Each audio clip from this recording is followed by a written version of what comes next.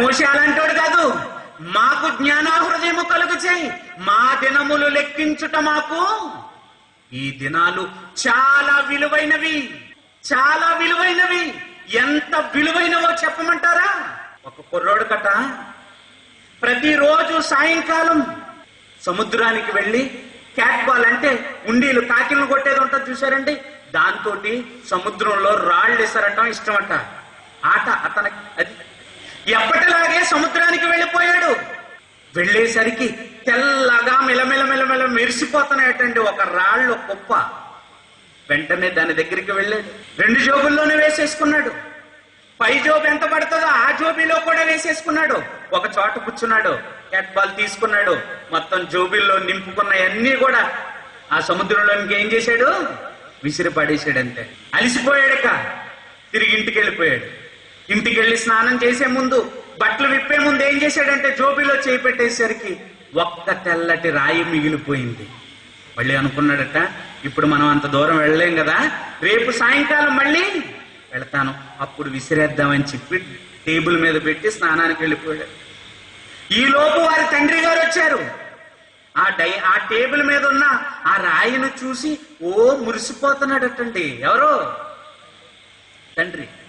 అప్పుడు నవ్వేసుకుంటున్నాడు, ఆనందపడిపోతుంటే, డాడీ ఏంటి డాడీ దాన్ని, ఆ రాయిని చూసి నువ్వు అలా ఆనందపడుతున్నావేంటి డాడీ అని అడిగితే, అప్పుడు ఆ తండ్రి చెప్పాడంట, ఏమనో తెలుసా? ఒరే పిచ్చోడా, ఇది రాయి కాదురా, ఇదేంటిది? వజ్రం. ఇదేంటిది? వజ్రం. అవునా డాడీ? అవునరా, ఇది చాలా విలువైనది. మనం డబ్బులు పెట్టి కొన్నా ఇది మనకి, దీన్ని మనం కొనుక్కోలేని వాళ్ళం రా అని చెప్పగానే అప్పుడు ఒక విషయం చెప్పాడంటే, ఏమన్నా తెలుసా? డాడీ నిన్న ఒక గంట క్రితం డాడీ నా 2 జోబుల్లోను నా పై జోబులో కూడా ఇవి చాలా నెత్తి నోరు కొట్టుకుంటున్నాడంటే. ఎవరు ఇప్పుడు? తండ్రి. ఆ తండ్రి దాని విలువ చెబుతుంటే వీడు కూడా బాధపడుతున్నాడట. అయ్యో నేను ఎంత పని చేశాను, దొరికిన వాటన్నిటినీ కూడా నేనేం చేశాను, నాకు వాటి విలువ తెలియలేకపోయిందే. ఇప్పుడు విలువ తెలిసొచ్చింది, విలువ తెలిసిన పని లేదిక. అలాగే నీకు ఇవ్వబడినది కూడా అంతకంటే విలువైనది. వజ్రమా, డైమండా, బంగారమా, ఆస్త, ఉద్యోగమా, జీవితంలో ఏది పోయినా నువ్వు సంపాదించుకోవచ్చు.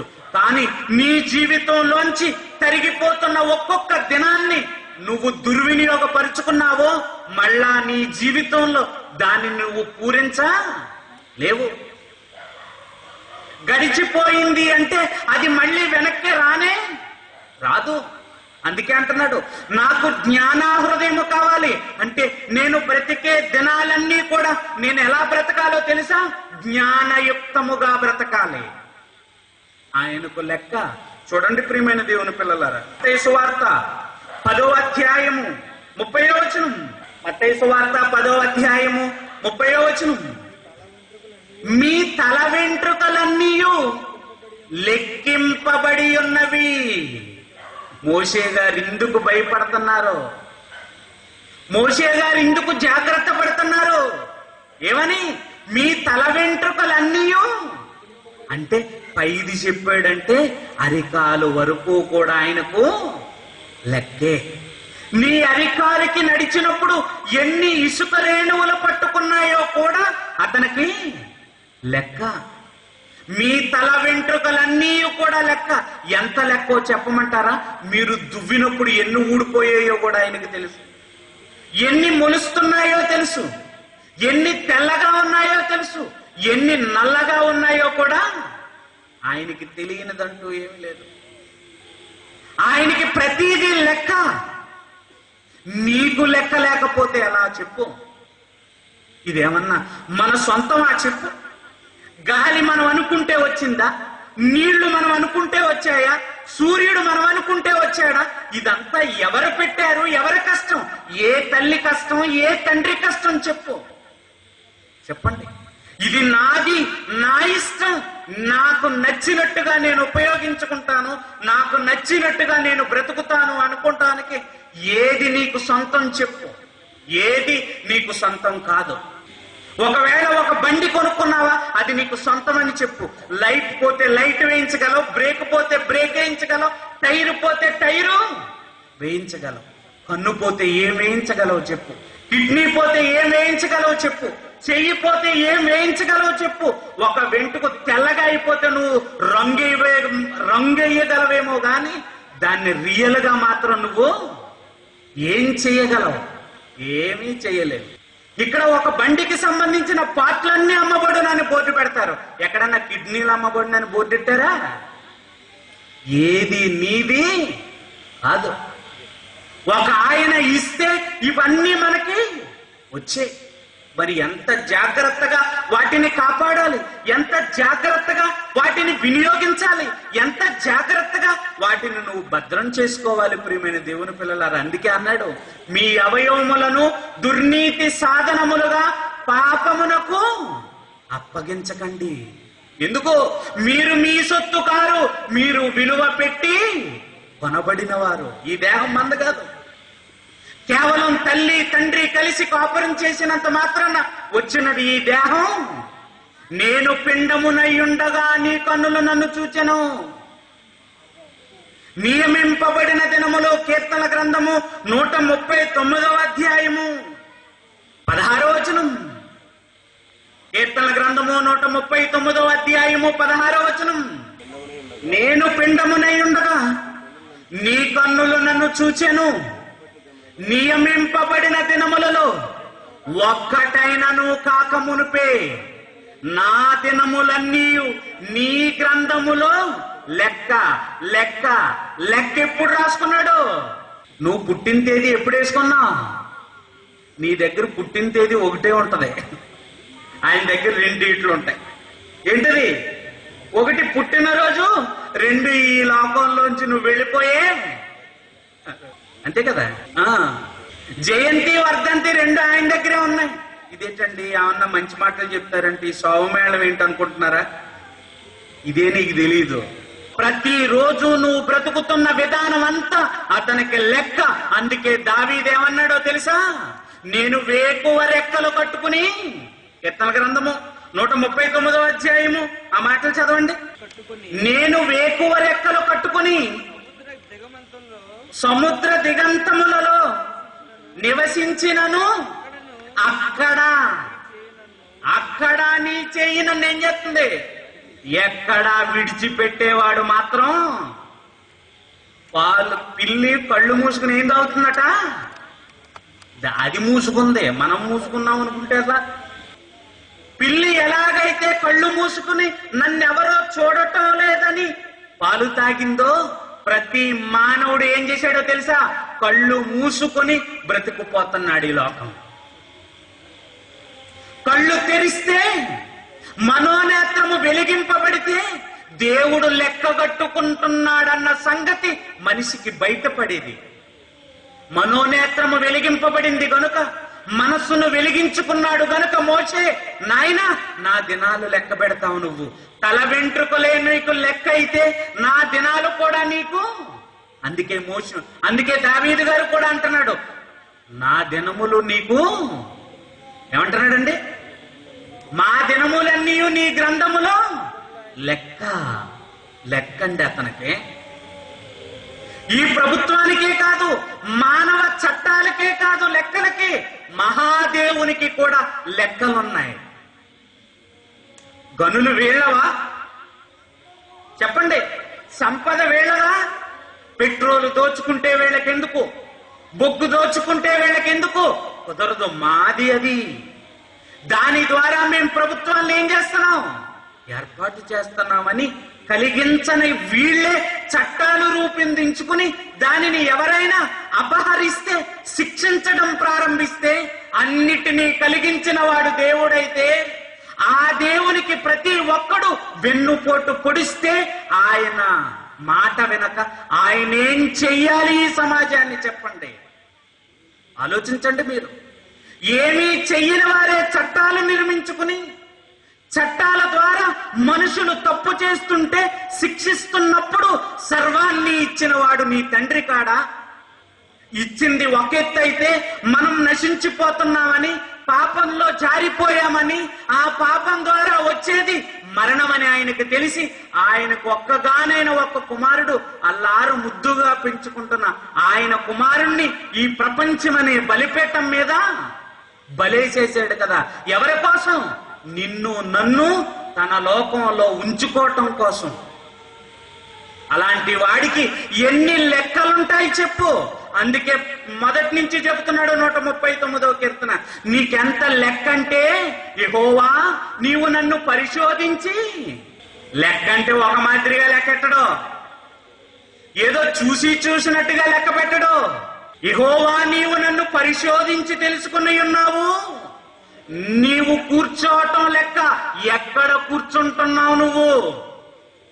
నేను లేచుట, నేను నడచుట, నేనేం ఆలోచిస్తున్నాను, మనసులో ఎలాంటి కోరికలు పడుతున్నాయి, నేను ఎలా నడుస్తున్నాను, నేను ఎలా పండుకుంటున్నాను, ఏంటండి లెక్క? ఏది వదిలిపెట్టాడండి మానవుల్లో? ప్రియమైన దేవుని పిల్లలారా, మీరేమనుకుంటున్నారు? ఆదివారం ఒక పూట, లేకపోతే నీవు నిర్మించుకున్న ఒక రోజు వెళ్ళి మోకరించి 4 కన్నీటి బొట్లు కార్చి దేవా అని అనుకుంటే ఆయన కరిగిపోతాడు అనుకుంటున్నావా చెప్పు? ఆయన ఎంత స్ట్రిక్ట్ గా వ్యవహరిస్తున్నాడో చూడండి. లేచుట తెలుసట, నడుచుట తెలుసంట, కూర్చోవటం తెలుసంట, పండుకోవటం తెలుసంట, తలంపులు తెలుసంట, మనసులోవి లెక్కలండి. ప్రపంచంలో ఇలాంటి లెక్కలు ఎవ్వడు కట్ట. ప్రియమైన దేవుని పిల్లలారా, ఏమనుకుంటున్నారండి మీరు మీ దేవుని గురించి? మీకోసం తనకున్న సర్వస్వాన్ని ధారపోసిన వాడండి మహానుభావుడు. 6 దినాలు కష్టపడి సృష్టినిచ్చిన వాడు, తన కుమారుణ్ణి మన కొరకు కష్టపెట్టి సిలువలో ప్రాణం తీసిన వాడండి. అంత ప్రేమమూర్తి నీ విషయమై ఎంత జాగ్రత్త తీసుకుంటాడు అనుకుంటున్నావు? ఆలోచిస్తున్నావా? అనాలోచనగా ఈ లోకంలో బ్రతికేస్తున్నావా? అనాలోచనగా నువ్వు బ్రతికితే ప్రమాదం నీకు తప్పదు సుమా, ప్రమాదం నీకు తప్పదు సుమా. ప్రపంచంలో నీకే లెక్కలున్నప్పుడు నిన్ను కన్న తండ్రికి కూడా నీ విషయమై లెక్కలున్నవన్న సంగతి మర్చిపోవద్దు. లెక్క కడతాడు ఒకరోజు, ఆ రోజు ఆయన లెక్కకు నీ లెక్క సరితూగకపోతే నిన్ను ఊరుకునేవాడు మాత్రం కాదు. ప్రియమైన దేవుని పిల్లలారా, చూద్దాం ఒక మంచి మాట. ఆమోసు గ్రంథము 7వ అధ్యాయము 7వ వచనం. ఆమోసు గ్రంథము 7వ అధ్యాయము 7వ వచనం. మరియు యెహోవా మట్టపు గుండు చేత పట్టుకొని, గుండు పెట్టి చక్కగా కట్టబడిన ఒక గోడ మీద నిలువబడి. చాలండి. యెహోవా మట్టపు గుండును ఏం చేస్తున్నాడంట? సరిగా పట్టుకున్నాడట. మట్టపు గుండు అంటే అర్థం ఏంటో తెలుసండి? టాపీ మేస్త్రి దగ్గర ఉంటదండి, వడంబి అంటారండి. దేనికి అనుకుంటున్నారు? అది గోడంతా కడతాడండి. ఇటుక మీద ఇటుక, ఇటుక మీద ఇటుక పెట్టిన తర్వాత వాడికి ఎక్కడైనా డౌట్ వస్తే ఒక్కసారి ఆ గుండ్రంగా తాడున్న దాన్ని ఆ గోడ మీద పెడతాడు. ఇప్పుడు అది సరిగా లేదనుకోండి, లెక్కకు రాలేదనుకోండి, ఏం చేస్తాడు? ఎన్ని వరుసలు పెట్టినా వరుసలన్నీ కూడా ఏం చేయాలి? పిగేయాలంతే. లేకపోతే భోజనానికి వెళ్ళొచ్చే లోపల పడిపోతాడు గోడ. లెక్క సరిగా ఉండాలి. ఇప్పుడు అలాంటిది చేత పట్టుకున్నాడట. ఎవరో? మట్టపు గుండు. ఎందుకు? ఇది తాపీ మేస్త్రిలా గోడ చూస్తానికి కాదు, నిన్ను నన్ను చూడడానికి, నిన్ను నన్ను కొలుచుకోవడానికి, నీ లెక్క నా లెక్క తేల్చేయడానికి ఏం పట్టాడు? మట్టపు గుండు. తెలుసా? ఆయన లెక్క కడతాడని తెలుసా? ఆయన కొలుచుకుంటాడని తెలుసా? ఆయన లెక్కకు నువ్వు సరిగా తూకానికి రావాలని తెలుసా నీకు? ఏం తెలుసు మనకి? నన్ను కాపాడు, నా పిల్లల్ని కాపాడు, నా పాడిని కాపాడు, నా పంటనే అన్నీ కాపాడుతాడు. నువ్వేం చేస్తావు? ఊరు మీద తిరుగుతావా? ఊరి మీద తిరుగుతావా? ఇవ్వబడిన దేహం ఎందుకు? ఆ దేహంలో ఉంచిన అవయవాలన్నీ ఏం చేస్తున్నావు ఈ అవయవాలతో? ఏ రోజైనా దేవుని కొరకు 4 మాటలు ఎవరికైనా చెప్పగలుగుతున్నావా? ఈ చేతులతో దేవుని పనులు చేయగలుగుతున్నావా? ఈ కాళ్లతో దేవుని కోసం నడవగలుగుతున్నావా? ఈ మెదడంతటిని ఉపయోగించి ఆయన గురించి ఆలోచించి అనేకులను ఆయన దగ్గరకు చేర్చగలుగుతున్నావా? నీకు దేహాన్నిచ్చిన దేవుడు దీన్ని కొలిస్తే ఆ కొలతలు ఆయనకు దొరికేదేంటి చెప్పు? అర్థం కావటం లేదు. మనిషికి అర్థం కానిది ఏదైనా ఉంది అని అనుకుంటే అదేంటో తెలుసా? నాకు తెలిసి వాక్యమే. ఎన్ని మాటలండి! ఏంటిది న్యాయమా? మారండర్రా, మా కోసం కాదు, మా కోసం కాదు, మీకోసం, మీ ఆత్మల క్షేమం కోసం మీ దేవుడు కలలు కన్ని మిమ్మల్ని ఈ లోకానికి పంపించినందుకు నిజంగా మీరేమవ్వాలో తెలుసా? మారాలంతే, మారాలి. వాక్యమే మిమ్మల్ని మార్చకపోతే మరి ఇంకేం మారుస్తుంది చెప్పండి? మిమ్మల్ని ఇంకేం చెప్పినా మీరు వాక్యానికే మారిన వారు ఇంకేం చెప్పినా పరిశీలించుకుంటారా? పశ్చాత్తాపడండి. ఏంటి ఇలా మాట్లాడుతున్నారు మాతోటని మిమ్మల్ని మీరే. ఇలాగేనండి, వాక్యం అర్థం కాక ఒక ప్రసంగికుడు వెళ్తున్నాడట ట్రైన్లో వెళ్తుంటే చక్కగా గుండు కొట్టించుకుని ఒక ఫ్యామిలీ వెళ్తున్నారంట, ఆయనతో పాటు ప్రయాణం చేస్తున్నారు. కాసేపు ట్రైన్లో కూర్చునేసరికి ఆయనకు అర్థమైందట ఏమని, వీళ్ళేదో క్రైస్తవ కుటుంబానికి చెందినవారు అని. అప్పుడు అన్నాడట ఈయన, ఏమండి మిమ్మల్ని చూస్తుంటే క్రైస్తవుల్లా కనపడుతున్నారు, ఈ గుండు కొట్టించుకున్నారేమి అని అడిగాడు. ఏదోటి చెప్పాలి కదండి. ఏం చెప్పాలి? ఏదో మొక్కు ఉందనో లేకపోతే అదనో మాకు తెలియక కొట్టించుకున్నామనో ఏదో చెప్పాలి కదా. అలా చెప్పకుండా ఏమన్నాడో తెలుసండి? గుండు కొట్టించుకోమని బైబిల్లోనే ఉంది కదండి అన్నాడు. ఎక్కడుందటండి? గుండు కొట్టించుకోమని ఎక్కడుందట? బైబిల్ ఎలా అర్థమైంది ఆయనకి? పూర్తిగా వాక్యం వినారండి. వాక్యాన్ని విన్నా అర్థం చేసుకోరండి. అర్థం చేసుకోక ఒక ఆవిడి అయ్యగారు ప్రసంగం చెబుతుంటే నిద్రపోయిందట. నిద్రపోయి మధ్యలో మెలకు వచ్చింది ఈవిడికి మెలకు వచ్చేసరికి ఈయన మాట అనేసాడు. ఏమని? అట్లు చేయని ఎడల పాపము కలుగును అన్నాడు. ఈవిడికి మెలకు వచ్చేసరికి అట్లు చేయని ఎడల పాపము కలుగును అన్నాడు. అనగానే నిద్ర కళ్ళు తుడుచుకుని అయ్యి బాబోయ్ అట్లు చేయాలనుకుంటా అనుకుంది. ఇంటికి వెళ్ళిపోయి అట్లు చేసుకొచ్చి అయ్యగారికి పట్టుకొచ్చింది. అమ్మ ఏంటి తల్లి, అట్లు ఏంటి తల్లి అంటే, నిన్న మీరు చెప్పారు కదా అయ్యగారు, అట్లు చేయకపోతే ఏం కలుగుద్ది? ఈ అట్లు కాదు, అట్లు అంటే ఆయన ఏదో చెప్పాడు పాఠం, ఆ ప్రకారంగా చేయకపోతే ఏం కలుగుద్ది? ఇలా వింటారండి. ఈ బ్యాచ్ కూడా ఇలాగే విన్న బ్యాచ్ ఏమో బైబిల్లో ఉంది కదండి అన్నాడట. అప్పుడు ఈయన అన్నాడంటే, అయితే చూపించి బైబిల్లో ఎక్కడుందో అని అంటే, ఆ చూపించాడు చూడండి బైబిల్లో ఎక్కడుందో. సామెతల గ్రంథము 11వ అధ్యాయము 1వ వచనం తీసి చూపించేశాడండి. సామెతల గ్రంథము 11వ అధ్యాయము 1వ వచనం. దొంగ త్రాసు యెహోవాకు హేము, సరి అయిన గుండు. ఇక్కడ ఆగిపోడండి వీడు. ఏమనుందండి అక్కడ? సరి అయిన గుండె అంటే గుణదల గుండె, నిర్మల గుండె, మెదక్కు గుండె. ఏ గుండు? మట్టపు గుండు, నిన్ను చూసే గుండు. దేవుని చేతిలో నీ లెక్కలు ఎలాగున్నాయో తేల్చే గుండు. గుండు అనగానే గుండు కొట్టించుకోకు. అందుకే అన్నాడు దేవుడు, సత్యమైనది దూరముగాను బహులోతుగాను ఉన్నది, దీనిని పరిశీలన చేయగలిగిన వారు. పరిశీలన లేని వాళ్ళందరూ గుండు కొట్టించుకుంటారు. ఇలాగా గుండు అంటే మట్టపు గుండు. మట్టపు గుండు ఎందుకు? నీ లెక్కలు తేల్చడానికి, నువ్వెలా ఉన్నావో సరిచేయటానికి. ఇంకేమంటున్నాడో చూద్దాం.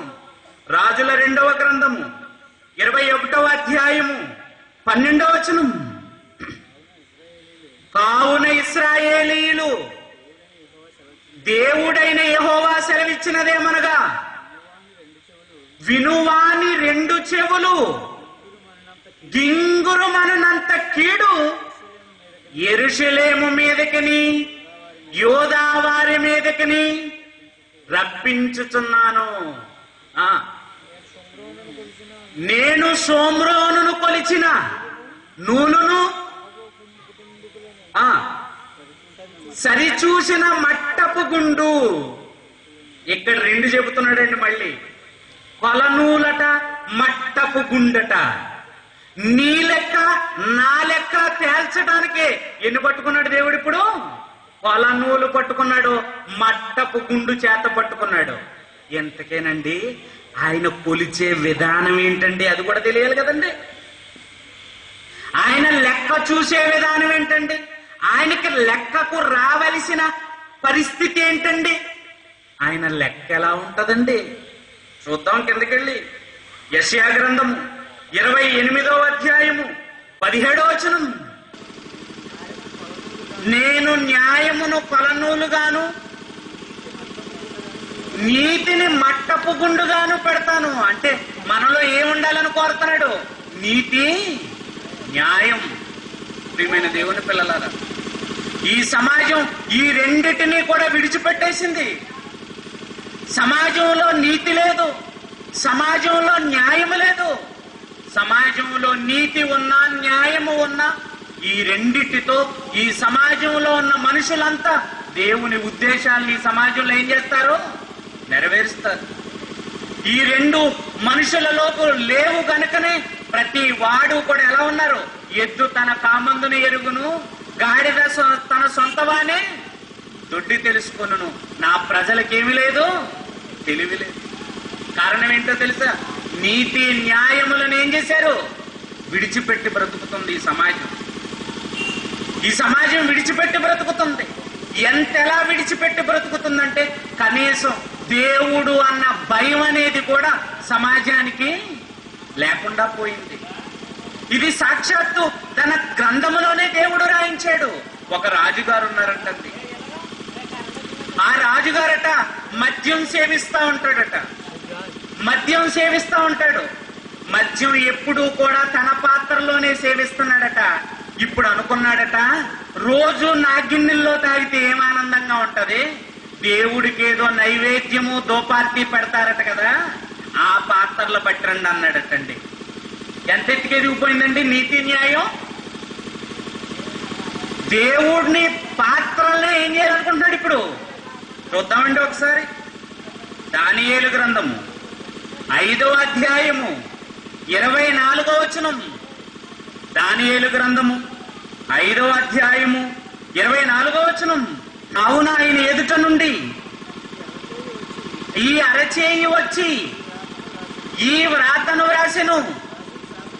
రాసిన శాసనమేదనగా మెనే మెనే టెకెల్ ఉఫార్సిస్ అని రాసేసిందటండి. ఎందుకు రాయబడిందో తెలుసా? ఆ రోజున రాజుగారికే రాసింది అనుకుంటే పొరపాటు.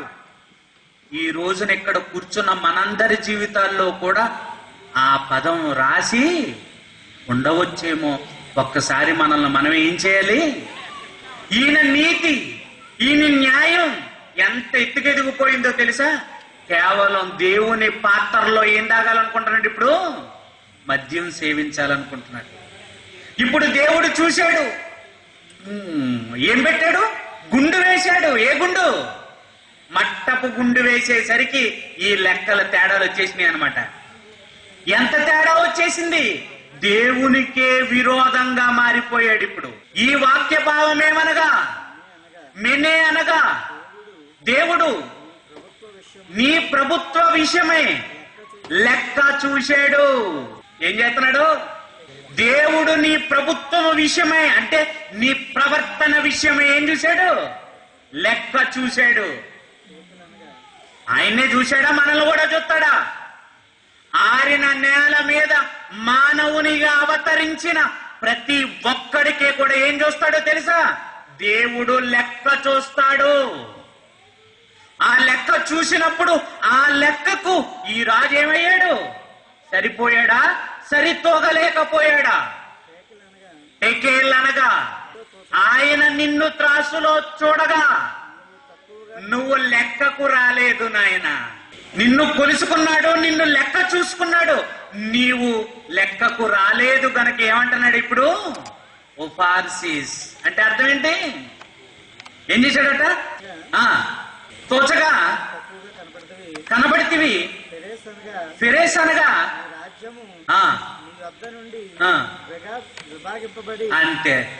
అంటే నీకివ్వబడిన అధికారాన్ని ఏం చేశాడు ఇప్పుడు? తీసేశాడంటే చూసాడంటే దేవుడు మనల్ని ఏం చూస్తాడట? మినే అనగా దేవుడు నిన్నేం చేశాడు? లెక్క చూశాడు. ఆయనకి ఇవ్వబడింది ప్రభుత్వం గనుక, అధికారం గనుక ఆ అధికారాన్ని లెక్క చూశాడు.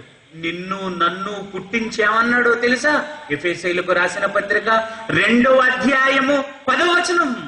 నాకేం అప్పగించాడు? రాజుగారికైతే ప్రభుత్వాన్ని అప్పగించాడు గనక ఆ ప్రభుత్వం సరిగా చేయలేదు గనక ఆయన లెక్కకు సరిగా రాలేదు. నాకేం అప్పగించాడు? నాకేం అప్పగించలేదు కనుక నన్ను కొలవవలసిన అవసరతే అతనికే లేదని నువ్వు అనుకుంటావేమో అని దేవుడు చెబుతున్నాడు ఇక్కడ. మరియు వాటి యందు మనము నడుచుకొనవలెనని దేవుడు ముందుగా సిద్ధపరిచిన సత్క్రియలు చేయుటకే క్రీస్తు యేసునందు సృష్టింపబడిన వారమై ఆయన చేసిన పని. అంటే మనల్ని కూడా ఒక పని మీదే పుట్టించాడా?